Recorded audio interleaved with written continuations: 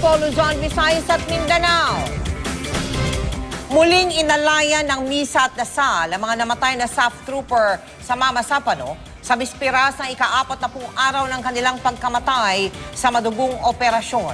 At hindi pa rin mapawi ang lungkot ng mga naulila lalo't hindi pa rin nila tuluyang nakakamit ang hustisya. Ang Malacanang naman ay tiniyak na hindi kinakalimutan ng sakripisyo ng mga nasawing mga SAF mula sa lalawigan ng Bulacan. Nakatutok live si Ruth Cabal. Ruth. Mel, Mike, Vicky, sa bisperas nga ng ika-40th day ng pagkasawi ng SAF 44 sa engkwentro sa Mama Sapano ang ilang pamilya.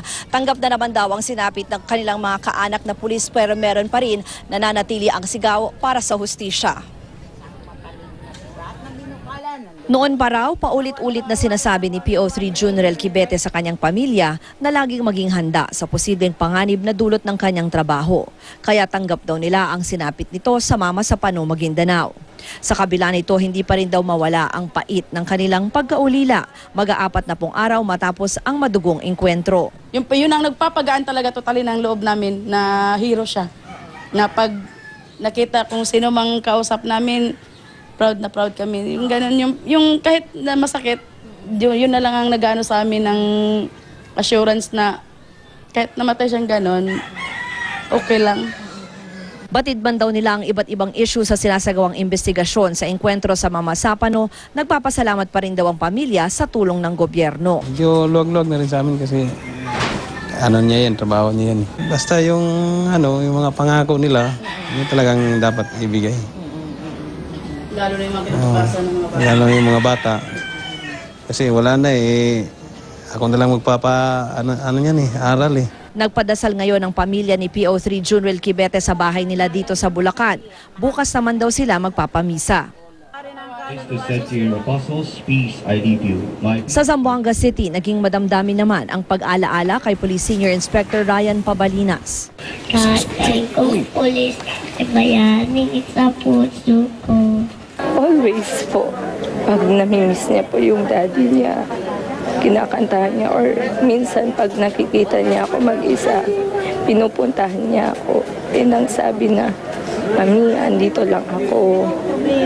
Miss natin si daddy. Di maibsan ang pangungulila ni Erica. Nagkataong birthday pa naman daw niya ngayon. Malungkot pa rin po ako kasi hanggang ngayon po wala pa rin pong justice. Dumalo rin ang ilang opisyal ng gobyerno tulad ni Senator Alan Peter Cayetano, Zamboanga City Mayor Isabel Climaco Salazar at ang sinibak na hepe ng PNP SAF na si Director Getulio Napeñas. Tayo kasi pag nawalan tayo sa buhay, we remember during the time they're suffering. So,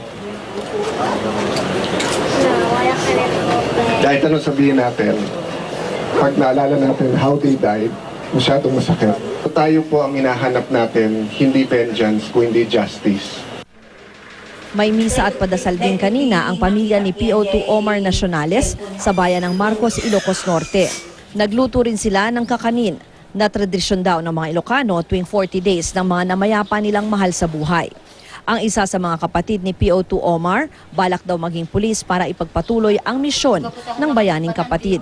Kanina sa Pasay, may dinaos ding misa para sa SAF 44. Dumalo si AFP Chief of Staff Gregorio Pio Katapang, pero wala ang mga kaanak ng SAF troopers. Ang Malacanang patuloy naman daw nakikipag-ugnayan sa mga pamilya ng SAF 44 para sa mga matatanggap nilang benepisyo. Merong kabuuang 36 na anak ng SAF 44 ang pagkakalooban ng scholarship ng NAPOLCOM. Tinutulungan ding magkamit ng permanenteng hanap buhay ang mga balo at kapatid. Inaasikaso na rin ang pagbibigay ng tulong hinggil sa pagkakaroon ng sariling bahay o pagpapaayos ng kasalukuyang tirahan. Mike, bukas sa iba't ibang grupo rin yung nagtakda ng mga aktibidad para dun sa tinagurian nilang National Day of Healing for Unity and Peace. Pero ang ilang pamilya tulad nga ng pamilya Quibete ay hindi na daw dadalo dyan at magkakaroon na lang ng sarili nilang pagunita dito nga sa 40 days ng SAF 44. Mike. Yung sa mga iba-ibang pagdiriwang nung ika-40 araw nung pagkakamatay ng mga SAF 44, Ruth, meron bang mga pamilyang nagbanggit tungkol sa kagustuhan nila magkaroon ng katarungan doon sa nangyari sa mga mahal nila sa buhay? Bukod doon sa natatanggap at matatanggap nilang mga pabahay, edukasyon at kung ano-ano pa. Ruth? Mike, marami naman sa kanila yung nagsasabi na gusto pa rin nila na magkaroon, patuloy yung pagkakaroon ng panawagan para sa katarungan at hustisya. At naiparating na naman daw nila yan dun sa ilang beses na nakaharap nila ang Pangulong Aquino at ilang opisyal ng gobyerno. Kaya sabay-sabay daw yan. Ang kwento sa atin katulad dito ng pamilya Kibete ay habang ginagawa nila yan ay kahit papano naiibsan daw ng kaunti yung kanilang pagdadalamhati nga doon sa mga naibibigay na tulong para ika nga ay makamove on sila kahit papano, Mike. Maraming salamat, Ruth Cabal.